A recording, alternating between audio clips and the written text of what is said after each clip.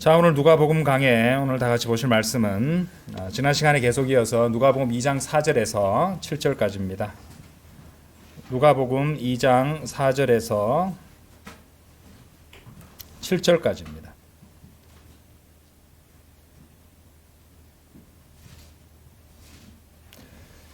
예, 제가 받들어 읽겠습니다. 그리고 요셉 또한 나사렛 도시에서 나와서 갈릴리로부터 유대로 올라갔으며 베들레헴이라 불리는 다윗의 도시에 이르렀으니 이는 그가 다윗의 집과 혈통에 속하였기 때문이라. 그의 정혼한 아내 마리아가 아이를 가져 배가 부른 채로 조세 등록을 받기 위해 함께하였더라. 그런데 그 일이 이렇게 되었으니 그들이 거기에 있는 동안 그녀가 해산해야 하는 날들이 다 차버렸더라. 그리하여 그녀가 자신의 첫 아들을 낳았고 그를 포대기로 감쌌으며 그를 구유에 뉘었더라. 이는 여관에 그들을 위한 방이 전혀 없었기 때문이라. 네, 오늘 드릴 말씀 제목은 예수 그리스도의 위대한 모형 다윗. 예수 그리스도의 위대한 모형 다윗이라는 제목으로 말씀을 드리겠습니다. 자, 계속 이어서 우리 4절부터 보시겠는데요.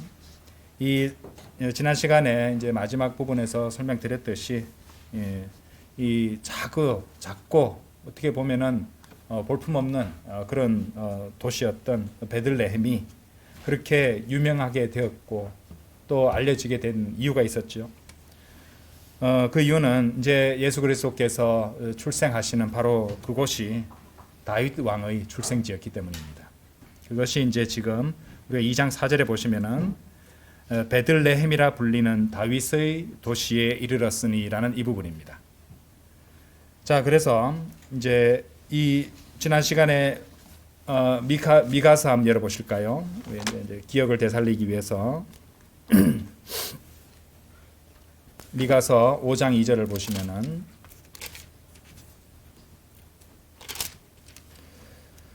그러나 너 베들레헴 에프라타야 너는 유다의 수천 가운데서 작을지라도 실로 너에게서 이스라엘 가운데서 통치자가 될 자가 나에게 나아오리라. 그의 나아감들은 옛적부터 곧 영원부터 있어 왔느니라. 이런 말씀이 나오고 있다는 것입니다. 여기서 이제 베들레헴 에프라타야라는 이 지명 이름이 나오고 있는데요. 자, 요것과 룻기 한번 열어보십시오. 룻기 4장에 보시면은요, 그대로 이제 연결되고 있습니다. 룻기 4장 룻기 4장 11절 보세요. 여기 보시면은 그러자 성문 안에 있던 모든 백성과 장로들이 말하기를 우리가 증인들이라 주께서 너의 집으로 들어간 그 여자를 라헬같이 또 레아같이 만드시기를 바라노라. 그 둘은 이스라엘 집을 세웠도다. 그런즉 너는 이 보세요. 에프라타에서 훌륭하게 행하여 베들레헴에서 유명하게 되라. 자, 에프라타와 베들레헴이 룻기 4장 11절에서 나오고 있습니다. 자, 그런데 룻기 4장 17절로 가보세요. 이에 그녀의 이웃들인 여자들이 그 아이에게 이름을 주며 말하기를 나오미에게 아들이 태어났도다 하였더라. 그러면서 그들이 그의 이름을 뭐라고요? 오벳이라 불렀으니 그는 다윗의 아버지인 이새의 아버지라라고 나오고 있습니다. 이처럼 이제 다윗과 다윗의 아버지 이새 그리고 이새의 아버지 그러니까 다윗의 할아버지가 되는 오벳이 이 베들레헴과 관련되어 있다는 거죠. 이 세 사람이 다 베들레헴에서 출생했기 때문입니다. 또 우리가 알 수 있는 게 사무엘상 한번 가보시죠.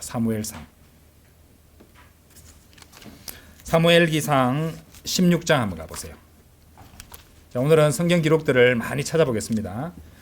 사무엘기상 16장 1절에 보시면은 그런즉 주께서 사무엘에게 말씀하시기를 내가 사울이 이스라엘을 통치하지 못하게 거절한 것을 알면서 언제까지 너는 사울을 위하여 애곡하려느냐 너의 뿔을 기름으로 채우고 가라. 내가 너를 잘 보세요. 베들레헴족 이새에게 보내겠노라. 나오죠, 그죠? 예, 아까 이제 그 오벳이라는 이름이 룻기 4장 17절에서 나왔죠. 그렇죠? 이새의 아버지인 오벳이 룻기 4장 11절 17절에 나왔죠. 11절에서는 에프라타와 베들레헴이 나왔고요. 사무엘기상 16장 1절에서 보시면은 베들레헴족 이새에게 보내겠노라. 이는 내가 그의 아들들 사이에서 한 왕을 나에게 마련해 두었기 때문이라. 바로 다윗이죠. 예, 이렇게 연결되고 있다는 것입니다. 그래서 이 베들레헴이 우리가 지금 읽고 있는 본문 말씀 누가복음 2장 4절에서 뭐라고 불린다고요? 다윗의 도시라고 불리고 있다는 것입니다. 사무엘기상을 펼쳐놓으셔서 20장 한번 가보십시오. 20장. 베들레헴을 다윗의 도시라고 하는데 사무엘기상 20장 6절 한번 열어보시면은 만일 당신의 아버지께서 저를 조금이라도 찾거든 그때는 다윗이 저에게 휴가를 간절히 구하여 그가 자신의 도시인 그렇죠, 자신의 도시 다윗의 도시잖아요, 베들레헴으로 달려가게 해달라고 했나이다. 이는 거기에서 매년 온 가족을 위해 희생 제물을 드리는 일이 있기 때문이니다 라고 말해 주소서, 이렇게 말했다는 것입니다. 자, 이처럼 이제 베들레헴은 다윗의 도시였죠. 그죠? 이 베들레헴, 그렇죠? 이세, 오벳까지 다 연결되고 있었습니다. 사실 다윗은요, 이 성경에서 이 창세기에 나오는 요셉은 예전에 공부한 적이 있었는데, 이 요셉 다음으로 가장 위대한 예수 그리스도의 모형이 되는 인물이에요. 그래서 오늘 이 시간을 이제 이용해서 그 점을 중심으로 성경 기록들을 하나하나 살펴보도록 하겠습니다. 이 다윗이라는 인물이 어떻게 해서 예수 그리스도의 모형이 되는지, 거기에 담겨 있는 여러 가지 귀한 진리들을 한번 여러분과 함께 살펴보도록 하겠습니다. 이 첫 번째로 다윗은 예수 그리스도처럼 성경의 여러 곳에서 하나님의 천사같이라는 표현으로 함께 더불어서 일컬어지고 있습니다. 먼저 사무엘기상 29장을 한번 가보시죠. 사무엘기상 29장 9절입니다. 이에 아키시가 대답하여 다윗에게 말하기를 나는 네가 나의 목전에 마치 하나님의 천사같이 선한 것을 아노라 라고 되어 있죠. As an angel of God 이렇게 되어 있습니다. 그죠? 하나님의 천사같이 선한 것을 아노라. 그럼에도 불구하고 필리스타인들의 통치자들은 말하기를 그가 우리와 함께 전투하러 올라가서는 아니 되는도다 하였느니라. 그래서 여기에서 다윗과 연관해서 하나님의 천사같이라는 표현이 나오고 있습니다. 자, 사무엘기상 14장으로 다시 한번 가보겠습니다. 14장 17절을 보시면요. 14장 17절.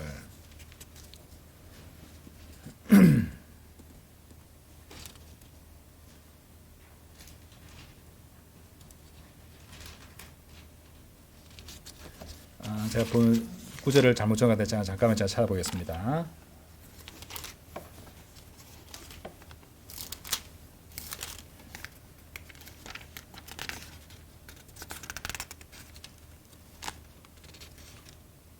사무엘기 하였습니다. 상이 아니고 사무엘기 하. 죄송합니다. 사무엘기 하 14장 17절 보십시오. 그때 당신의 몸종이 말하기를 내 주 왕의 말씀이 이제 위로가 되리라 했나이다. 이는 하나님의 천사처럼 나의 주 왕께서도 좋은 것과 나쁜 것을 그렇게 분별하시기 때문이니이다. 그러므로 주 당신의 하나님께서 당신과 함께 계시리이다. 17절에 여기 사무엘기 하 14장 17절에 보시면 여기 역시 영어 킹제임스 성경에는 as an angel of God이라고 이렇게 똑같은 영어 표현으로 나와 있습니다. 근데 여기서 왜 하나님의 천사처럼이라고 했냐면요. 아까 보셨던 사무엘기상 29장 9절 같은 경우는 하나님의 천사같이 선하다 이런 상태를 말하는 것이잖아요. 그런데 이제 사무엘하 14장 17절 같은 경우에는 같은 영어로 as an angel of God이라고 되어 있지만은 하나님의 천사처럼 어떻게 분별하다 이렇게 말하는 거니까 처럼이 더 자연스럽습니다. 그래서 그것을 살려서 섬세하게 번역이 되어 있습니다. 자, 역시 사무엘기 하 19장으로 한번 가보시죠. 다 이제 다윗과 연관해서 이어지고 이제 언급되고 있다는 것이죠. 사무엘기 하 19장 27절. 그리고 그가 내 주 왕께 당신의 종을 중상하였나이다. 그러나 내 주 왕께서는 하나님의 천사 같으심으로 당신의 두 눈에 좋은 대로 행하소서. 이렇게 다른 인물들이 다른 상황에서 심지어 이제 하나님을 제대로 섬기지 않는 그런 사람들까지도 포함해서 이렇게 다윗과 연관해서 하나님의 천사같이 또는 하나님의 천사처럼 이런 as an angel of God 이런 식으로 이제 언급을 다윗을 갖다가 언급하고 있다는 사실에서 예수 그리스도께서 그러셨던 것처럼 다윗도 그런 표현들이 나오고 있다는 것입니다. 자, 두 번째로 다윗은요 형제들 가운데서 선택되었고 또 왕으로 기름 부어졌습니다. 자, 사무엘기상 16장 한번 가보십시오. 사무엘기상 16장 13절.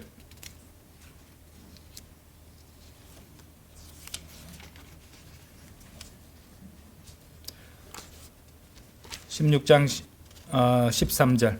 그때 사무엘이 기름이 든 뿔을 취하여 그의 형제들 한가운데서 그에게 기름을 부었더라. 그러자 그날 이후로 주의 영이 다윗 위에 임하셨더라. 그래서 사무엘이 일어나 라마로 갔더라 라고 나와 있습니다. 그래서 기름이 든 뿔을 취하여 형제들 한가운데서 그에게 기름을 부었다는 이런 말씀이 나오고 있는데요. 바로 이것은 히브리서 1장 9절 한번 열어보십시오. 예수 그리스도와 연결이 되고 있습니다. 1장 9절. 히브리서 1장 9절. 당신께서는 의를 사랑하셨으며 죄악을 증오하셨나이다. 그러므로 하나님 곧 당신의 하나님께서는 당신에게 희열의 기름을 부어 당신의 동료들보다 우위에 두셨나이다. 이 히브리서 1장 9절 말씀 보시면 삼위일체가 다 나오고 있어요. 당신의 하나님께서는 하나님, 성부 하나님이 나오죠. 아버지 하나님. 당신에게 성자 하나님, 아들 하나님이 나오십니다. 그 다음에 희열의 기름은 성령의 예표죠. 그래서 성령님도 나오고 있다는 것이죠. 당신의 동료들보다 우위에 두셨나이다. 아까 사무엘기상 16장에서 형제들 한가운데서 그의 기름을 부으셨다는 말과 표현과 대응되고 있는데 히브리서 1장 9절에서 여기 동료들은 아론과 그의 아들들, 제사장들이죠. 주님께서는 아론과 그의 아들들인 그 제사장과 비할 바가 될 수 없이 더 위대하신 대제사장이시니까 동료들보다 우위에 두셨나이다. 이런 말씀이 나오고 있다는 것입니다. 그렇죠? 지금 이제 두 번째까지 살펴봤습니다. 첫 번째는 하나님의 천사같이라는 예수 그리스도가 이제 성육신하기 전에 구약에 주의 천사로 나타나시고 그러셨잖아요. 그렇죠? 그래서 다윗도 하나님의 천사같이라는 그런 표현들로 더불어서 성경 기록에 같이 언급되고 있고요. 두 번째로 다윗이 형제들 가운데서 이제 선정되고 또 왕으로 기름 부어 주셨듯이 그렇게 됐듯이 예수님도 그 히브리서 1장 9절에서 그런 말씀이 나오고 있다는 것입니다. 그리고 세 번째로 그리스도처럼 다윗은 그가 왕권을 얻기 여러 해 전에 왕으로 기름을 부어졌다는 사실입니다. 그 말은 뭐냐면 왕으로 기름이 부어지고 나서도 이 왕좌에 오르지 여러 해 동안 왕좌에 오르지 못했다는 것이죠. 이것은 우리가 사무엘기를 읽어본 사람이라면 누구나 아는 내용일 것입니다. 특히 이제 사무엘기상 21장에 나오듯이 다윗의 경우는 기름 부음으로 왕으로서 기름 부음을 받고서도 사울로부터 도망하고 망명생활을 하고 있었다는 것이죠. 다윗이 그렇게 했던 것처럼 예수님께서도 이미 왕으로 기름 부어 주셨잖아요. 자, 일단은 이런 부분들에 대해서 한번 성경 구절도 한번 찾아보도록 하겠습니다. 아까 이제 사무엘기상 기름을 부었다는 다윗에게 기름을 부었다는 사무엘기상 16장 13절은 보셨으니까 예수님도 기름 부어 주셨는데 이제 뭐 기본적으로 예수님께서 성령으로 잉태되어서 태어나신 것 자체가 성령님으로 기름 부어졌다는 것으로 볼 수도 있습니다. 그렇죠? 그런데 또 이제 좀 시각적으로 가시적으로 공생애를 시작하시면서 그런 모습이 기록된 성경 기록이 있어요. 자, 마태복음 3장 한번 가보십시오. 마태복음 3장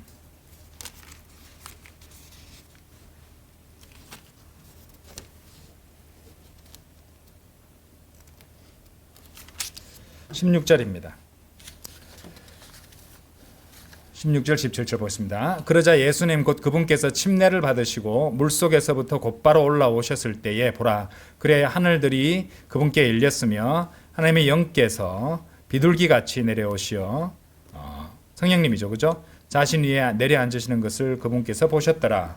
그러고 나서 보라 하늘로부터 한 음성이 말씀하시기를 이는 나의 사랑을 받는 아들이니 내가 그의 안에서 매우 기뻐하노라 하셨느니라. 그렇죠? 이제 성령님을 여기서는 이제 비둘기 같이라고 이제 비유하고 있습니다. 앞에서 이제 기름은 성령의 상징이라는 걸 보셨죠. 여기서도 이제 침례자 요한에게 예수님께서 침례를 받고 물속으로부터 올라오셨을 때 예수 그리스도 이제 위에 하나님의 영께서 비둘기 같이 내려오셨잖아요. 그렇죠? 이런 모습을 우리가 성령으로 기름 부음던 그런 모습으로 볼 수 있습니다만은 물론 아까도 말씀드렸지만 성령님으로 잉태되셨다고 말씀드렸죠. 그런데 초림 때 예수님께서 이 왕권을 얻으셨습니까? 왕자에 오르셨습니까? 그렇지 않지요. 예. 다윗도 이제 사울이 죽고 나서 몇 년이 지나도록 왕관을 취할 수 없었던 상황을 여러분도 아실 것입니다. 예수 그리스도께서 다윗의 왕관을 얻으시고 그 다윗의 보좌에 앉으시는데도 역시 2000년 넘게 미뤄지고 있다는 것이죠. 왜냐하면 초림 때 유대인들이 예수 그리스도를 거부했죠. 그리고 사울이 다윗을 죽이려고 했던 것처럼 유대인들은 예수님을 죽이려 했고 실제로 십자가에 못 박았다는 것이죠. 그래서 아직 왕자에 오르지 못한 다윗처럼 그렇죠? 예, 그 망명 중에 있었던 다윗처럼 아직 예수님께서는 그분의 왕자에 아직 오르시지 않고 계시는 것이죠. 아직 망명 중에 있는 다윗처럼 그런 상황으로 대응이 됩니다. 그러니까 성경 기록대로 이제 사울이 죽을 때까지 그러니까 이제 적그리스도의 예표가 되는 인물이 사울입니다. 사울. 그러니까 적그리스도가 죽을 때까지는 그분이 기름 부음 받은 그 왕관을 취하시지는 않는다는 말이죠. 그래서 대환란 말기에 주님께서 내려오실 때까지는 다윗이 이제 사울로부터 동행하고 있었듯이 뭐 예수님이 적그리스도가 무서워서 숨어 있다는 그런 것은 아니고요. 그분의 때에 나타나시기 위해서 그렇게 하신다는 것입니다. 그리고 그런 모습들이 이미 구약 성경에 이제 역사로서 주어진 예언이 된다는 거죠. 예표처럼. 그렇죠? 예. 자, 이런 부분도 굉장히 오묘하기 그지없습니다. 자, 네 번째로 다윗은 돌멩이 하나로 골리앗의 머리를 쳐서 죽였죠. 이 부분 한번 찾아보겠습니다. 사무엘기상. 우리 아이들이 참 좋아하는 이야기잖아요. 그렇죠? 사무엘기상 17장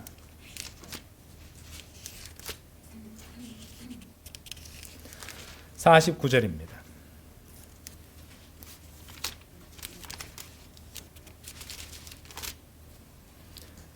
그러면서 다윗이 자기 손을 자신의 가방 안에 집어넣어 거기서 돌 하나를 짚고 그것을 무림매로 던져 그 필리스티아인의 이마를 쳤더니 골리앗이죠.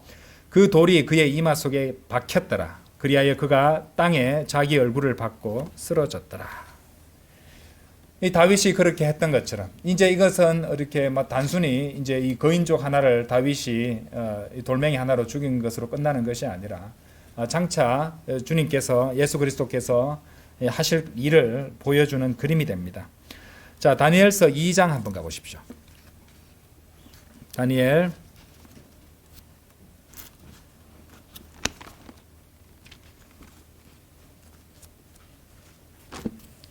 다니엘서 2장 44절 45절.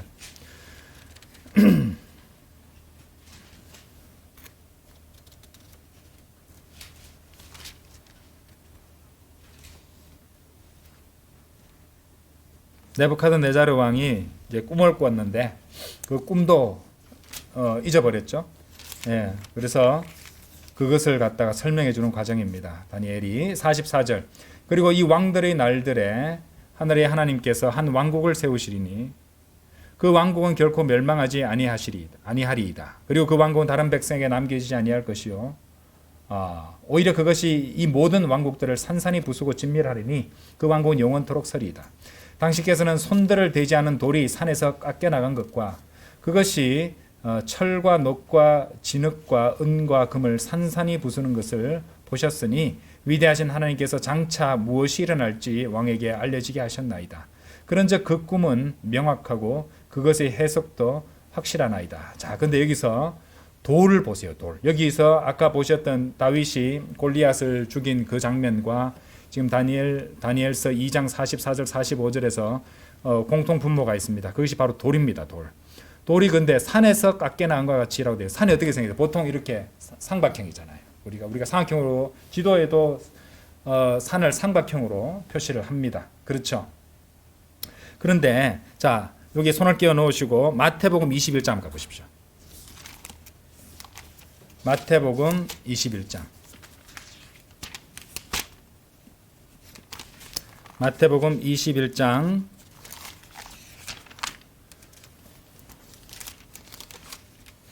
42절에서 44절 보시겠습니다.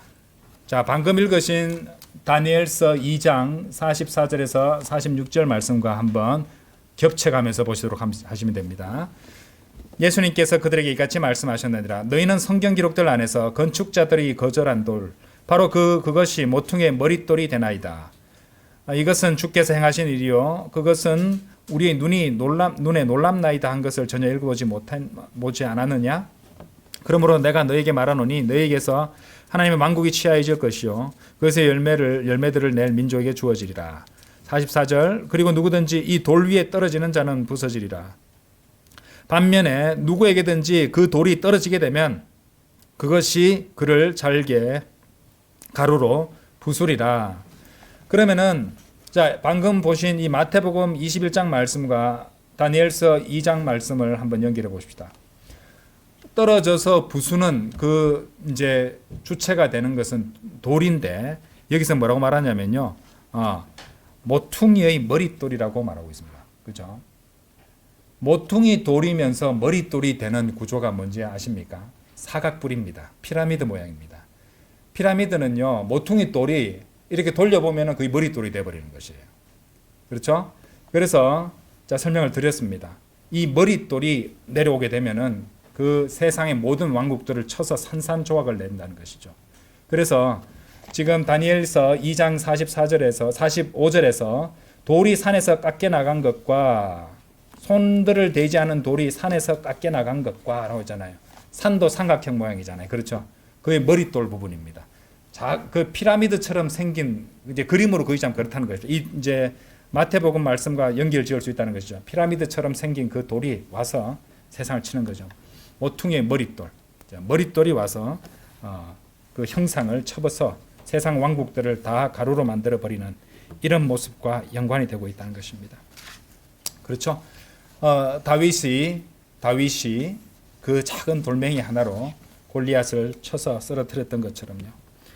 그래서 우리 주 예수 그리스도께서는 재림 때 이 적그리스도의 모습으로 나타난 이 뱀의 머리를 상하게 하실 것입니다. 돌이 쳐서 그렇게 무너뜨리고 상하게 하시듯이요.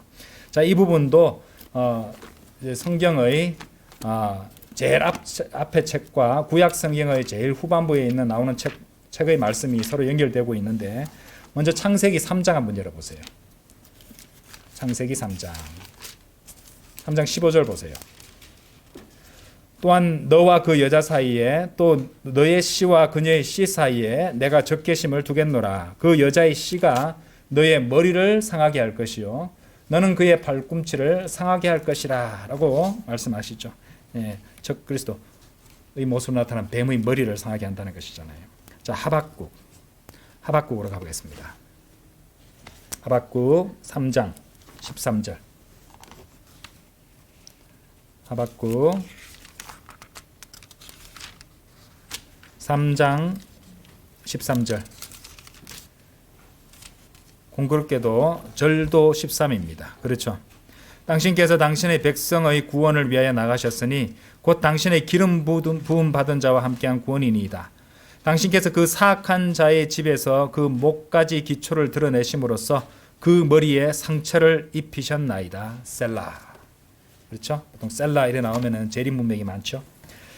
자, 이렇게 해서 다윗이 저 돌멩이로 골리앗을 죽인 것과 그렇죠. 골리앗의 이마 사이에 머리를 상하게 했잖아요. 그죠? 그 부분과 이제 주님께서 오셔서 이제 뱀의 머리를 상하게 하시는 것. 그렇죠? 그리고 모퉁이의 머릿돌로서 이 세상 왕국들을 다 쳐서 산산이 부서뜨리고 조각 내신다는 그런 모습들이 다 이 다윗의 행적과 겹쳐져서 예표로 주어지고 있다는 것입니다. 자, 다섯 번째입니다. 다섯 번째로 그리스도처럼 다윗은 예언자였습니다. 먼저 두 구절을 보겠습니다. 먼저 예언자이고 또 제사장이었고 또 왕이었습니다. 그렇죠? 예수 그리스도의 세 가지 직분도 마찬가지예요. 다윗도 그랬습니다. 다윗도 예언자였고 제사장이었고 왕이 됐잖아요. 그렇죠? 예수 그리스도도 예언자이셨고 지금은 대제사장으로 계시죠. 그죠? 그 다음에 왕으로 오실 것입니다. 그렇죠? 예. 자, 그래서 먼저 예언자, 다윗이 예언자에 있다는 것을 우리가 알 수 있는 구절이 사도행전입니다. 사도행전 2장 한번 가보십시오. 사도행전 2장.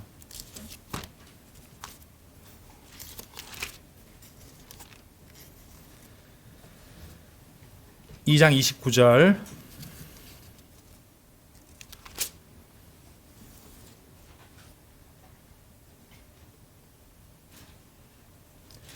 남자 형제들아 나로 하여금 족장 다윗에 관하여 너에게 자유롭게 말하도록 허락하라. 그는 죽기도 하고 장사되기도 하였으니 그의 돌무덤이 오늘까지도 우리와 함께 있도다. 그러므로 그는 뭐라고 나옵니까? 예언자였기에 그리고 하나님께서 그에게 맹세로 서약하신 것 곧 육체에 따라 그의 허리에서 나온 열매로부터 그분께서 그리스도를 일으켜 세우셔서 그의 보좌 위에 앉히시라는 것을 알았기에 라고 나오죠. 그죠? 그래서 다윗이 예언자라고 말하고 있습니다. 자, 사무엘기하 24장도 가보세요. 모든 것을 성경 기록으로 이제 우리가 다 뒷받침을 하는 것을 확인하게 되면은 우리 믿음이 확실하게 자리를 잡게 되죠. 이제 진리의 지식과 더불어서 말입니다. 사무엘기하 24장 25절입니다. 24장 25절. 그런 다음에 다윗이 거기서 주께 한 제단을 쌓았습니다. 번제물들과 화평제물들을 바쳤더라. 다윗이 제사장처럼 번제물들과 화평제물들을 바쳤다고 나옵니다. 그렇게 주께서 그 지역의 간절한 요청을 들으셨으니 전염병이 이스라엘에서 그쳤더라. 그렇죠? 사울은 사무엘 오기 전에 성급하게 자신이 제물을 바쳤는데 죄를 지었잖아요. 근데 다윗은 제사장으로서의 역할을 수행해도 전혀 문제가 없습니다. 왜냐하면 예수 그리스도의 예표가 되는 인물이기 때문에 그렇게 됐다는 것이죠. 자, 마태복음 2장 한번 가보십시오. 마태복음 2장. 나중에도 한번 배우시겠지만은 또 이전에 이미 한번 배웠던 내용입니다. 예수님께 이 지혜로운 사람들이 찾아가서 동방에서 지혜로운 사람들이 찾아가서 예물을 바쳤잖아요. 그 바쳐진 예물들이 오묘합니다. 아주 귀한 것들이었는데요. 사실 이제 이런 이제 이 귀한 예물들이 있었기 때문에 이제 그 헤롯이 예수님을 죽이려고 했을 때 이제 또 이렇게 먼 여행을 이집트로 내려가 있게 되잖아요. 그죠? 할 때 그 필요한 여행 경비를 조달할 수 있는 계기가 되기도 했습니다. 근데 이 바쳐진 예물들 세 가지를 보겠습니다. 그리고 그들이 집 안으로 들어갔을 때 그들은 그 어린아이가 자기 어머니 마리아와 함께 있는 것을 보았고, 어린아이잖아요. 어린아이. 그죠? 아기 아니죠? 예. 그러니까 예수님 태어났을 때 그 뭐 동방박사 세 사람이고 이런 거 없습니다. 그거는 다 신화입니다. 아닙니다. 성경 기록상 전혀 아닙니다. 나중에 자세히 배울 겁니다. 자기 어머니 마리아와 함께 있는 것을 보았을 때 집 안에 들어갔다고 그랬잖아요. 마곡간 아니죠? 집 안에 들어갔다고 하고 있잖아요. 그분께 엎드려 경배하였더라. 그러고 나서 그들이 자신들의 보물들을 열어 보인 후에 그들은 그분께 예물들을 드렸으니 자, 곧 황금과 유향과 모략이더라라고 생각이 나옵니다. 이 예물들, 세 가지 예물들은 예수 그리스도의 세 가지 직분을 위한 것들이죠. 자, 황금이잖아요. 황금은 이제 우리가 황금에 대해 공부를 했었습니다. 신성을 나타내는 부분이기도 하지만은 여기서 황금은 왕의 왕관을 위한 것이죠.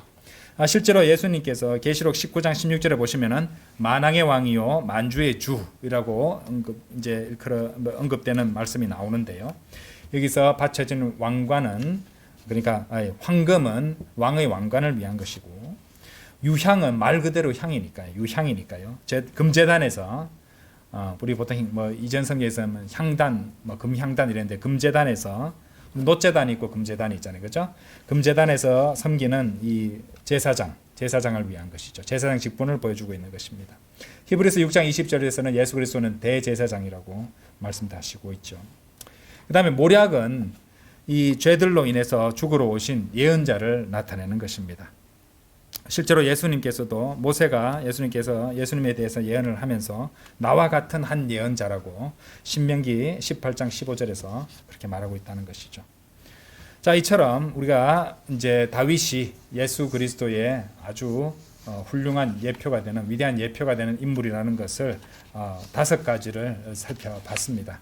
이런 것들을 갖다가 하나하나 추적해서 성경 말씀을 보면요, 참으로 오묘하기 그지가 없습니다. 사실 그뿐이 아니죠.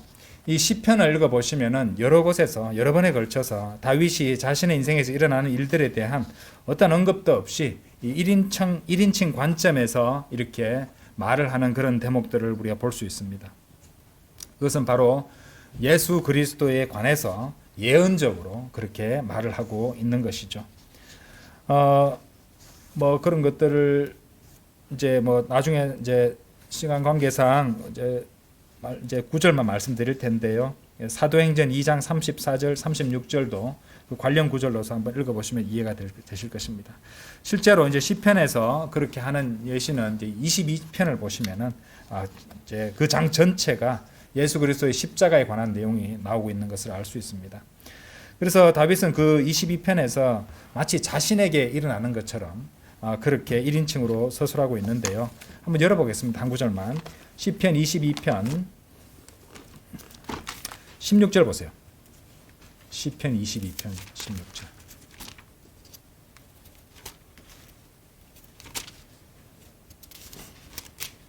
(22편) 전체를 보시면은 십자가에서 일어났던 일들을 그대로 예언해 놓은 것입니다. 16절 보시면 이는 개들이 저를 둘러쌌기 때문이니다. 사악한 자들의 집회가 저를 둘러막았나이다. 그들은 저의 두 손과 저의 두 발을 찔렀나이다. 십자가에 못 박은 것을 말하고 있다는 것이죠. 자, 다윗이 그러했듯이 다윗이 베들레헴에서 태어났듯이 우리 주 예수 그리스도께서는 베들레헴에서 태어나시게 됩니다. 여러분들 베들레헴이 무슨 뜻인지 아시죠? 빵집이란 뜻이에요. 빵집. 요한복음 6장 한번 열어보십시오. 요한복음 6장.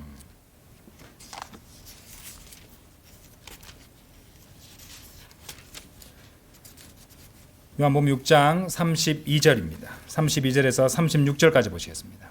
그때 예수님께서 그들에게 이같이 말씀하셨느니라. 진실로 진실로 내가 너희에게 말하노니 모세가 하늘로부터 그 빵을 너희에게 준 것이 아니니라. 그러나 나의 아버지께서는 하늘로부터 참된 빵을 너희에게 주시는도다.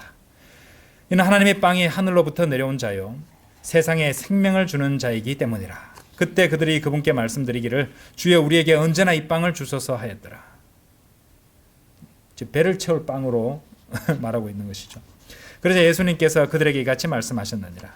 나는 생명의 빵이라. 나에게 오는 자는 결코 배고프지 아니할 것이요 나를 믿는 자는 결코 목마르지 아니하리라. 그러나 내가 너희에게 너희가 나를 보았는데도 믿지 아니하느니라 했도다. 35절에서 나를 믿는 자는 결코 목마르지 아니하리라. 그러나 내가 너희에게 너희가 나를 보았는데도 믿지 아니하느니라 하였도다. 참으로 답답해하시는 그런 안타까워하시는 그런 말씀을 하시죠. 자, 그래서 이 참된 빵이신 생명의 빵, 하나님의 빵께서 이 세상에 생명을 주시기 위해 하늘로부터 내려오셨을 때 그분이 오시는 가장 타당한 장소가 어디겠습니까? 생명의 빵이 내려오시니까 빵집에 오셔야 되잖아요. 그렇죠? 빵을 구하려면 빵집에 가야 되잖아요. 그래서 베들레헴에서 태어나시는 것이에요. 그리고 예수 그리스도의 아주 위대한 예표가 되는 다윗의 고향인 다윗의 도시. 그렇죠. 그분의 도시입니다. 또. 그렇죠. 그곳으로 오신다는 것입니다. 근데 언제나처럼 로마 가톨릭은 이 말씀들, 그 말씀을 오해해서 이제 방금 읽으신 이제 요한복음 6장에 나오는 이런 말씀들을 잘못 적용하고 오해해서 둥글납작한 빵을 만들어서 종교놀이를 하고 있죠. 그런데 그들이 하는 그런 미사는 전혀 생명을 주는 것이 아닙니다. 그냥 헛된 종교의식에 지나지 않습니다. 그런 물리적이고 육신적인 성사에 생명이 없습니다. 요한복음 펼쳐놓으셨죠? 6장 56절 한번 보세요. 56절 57절. 나의 살을 먹는 자와 나의 피를 마시는 자는 내 안에 거하고 나도 그 안에 거하느니라. 이 말씀을 주장하면서 자신들은 그렇죠? 술을 마시고 포도주잖아요. 그렇죠? 예. 그러니까 둥글고 작은 이거 둥글납작한 빵 같은 것들을 과자 같은 것들을 예수 그리스도의 몸이라고 해가 먹고 또 발효된 알코올 술이죠. 포도주를 예수님의 피라고 그렇게 마시는 것입니다. 그래서 54절 봐라. 나의 살을 먹고 이게 성체를 받아 먹고 나의 피를 마시는 자 포도주를 마시면은 영생이 있다고 그죠? 주일마다 이 짓을 하고 있다는 것입니다. 그런즉 내가 그를 마지막 날에 이렇게 세우리라. 그런데 자 56절 나의 살을 먹는 자와 나의 피를 마시는 자는 내 안에 거하고 나도 그 안에 거하느니라. 57절 보세요. 살아계신 아버지께서 나를 보내신 것 같이 그리고 내가 아버지에 의해서 사는 것 같이 나를 먹는 자도 그러하나니 곧 그는 나로 말미암아 살리라.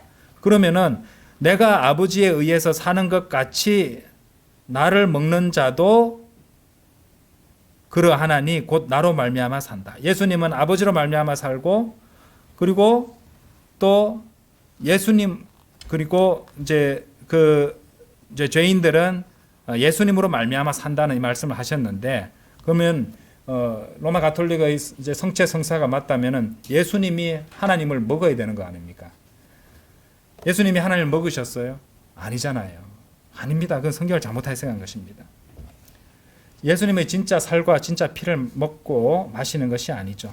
63절에 자세하게 설명해 주셨어요. 6장 63절 보세요. 되살아나게 하는 것은 영이라 육신은 아무것도 유익하게 하지 아니하느니라. 내가 너에게 전한 말들 그것들은 영이요 그것들은 생명이라. 말씀들이에요. 말씀들. 육신적으로 뭘 씹어먹고 삼키고 마시고 이런 것들이 아니라는 말입니다. 요한복음 6장 63절 이 말씀이야말로 로마 가톨릭의 미사를 무효화시키는 강력한 말씀이 아닐 수 없습니다. 예수님의 실제 살을 먹고 그분의 실제 피를 마시는 것은 아무것도 유익하게 하지 않습니다. 이 말씀 자세히 보세요. 63절 말씀을 되살아나게 하는 것은 영이라. 되살아나게 하는 것은 영이라 했죠. 육신은 아무것도 유익하게 하지 아니하느니라. 그렇죠? 육신적으로 하는 건 아무것도 안 됩니다. 육신적으로 하는 어떤 종교의식이나 행위 아니죠. 여기서는 살리는 것은 되살아나게 하는 것은 옛날 성경 말이 입에 붙어가지고 되살아나게 하는 것은 영이라 했어요. 자, 그런데 그 영이 뭡니까? 내가 너에게 전한 말씀들이 영이요 말씀들이 생명이라고 했습니다. 그 이 말이 무슨 말입니까? 이 말씀에는 성령님이 나오고 있죠. 영. 그렇죠. 영이 나오고 있고 영이 나오고 있고 말씀이 나오고 있습니다. 말씀들이 나오고 있습니다. 그리고 되살아나는 것, 거듭나는 것이 나오고 있습니다. 그렇죠? 자, 그러면은 성경 기록으로 비교해서 보도록 하겠습니다. 여기서 분명히 나온 것은 말씀과 성령님과 생명에 대해서 거듭나는 생명에 대해서 말씀하고 계시는데 성령님이 사람을 거듭나게 하는 그 일을 하나님의 말씀들을 통해서 그렇게 하신다는 것입니다. 이것이 바로 요한복음 6장 63절의 핵심 뜻입니다. 사람이 생명을 받는 것, 그러니까 거듭나는 것. 그렇죠? 거듭나는 것은 성령님께서 하나님의 말씀들을 통해서 그렇게 하신다는 것이에요. 자, 로마서 10장 한번 열어보십시오. 로마서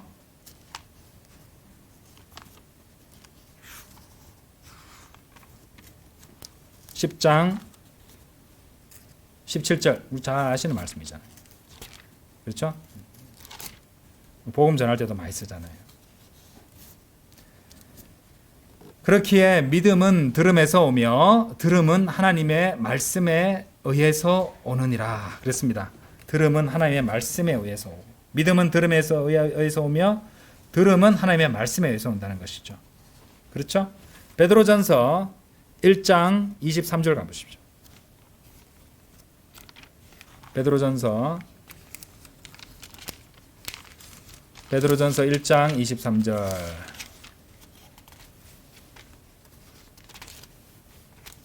이 말씀도 우리가 많이 읽어본 말씀입니다. 너희가 다시 태어난 것은, 되살아나는 것은, 그렇죠?